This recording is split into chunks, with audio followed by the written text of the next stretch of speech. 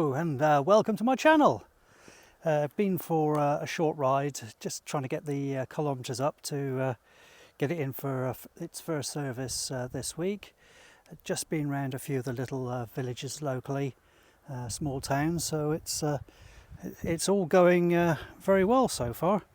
Any problems? No problems at all.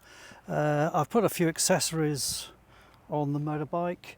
Not too much. Put some engine bars, a camera mount, which obviously you've seen the footage from, and a tyre pressure monitoring system. And I think that's about it.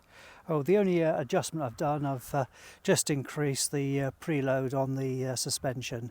So just make it a little bit firmer. And yeah, I think that's about it for the moment. So I'm hoping to get it in.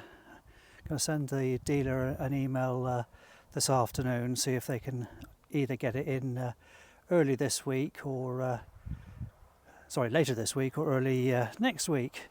I've done 420 kilometres as we speak, and by the time I get home it'll be 450, and the service light should trip on. So we shall see if that works as planned.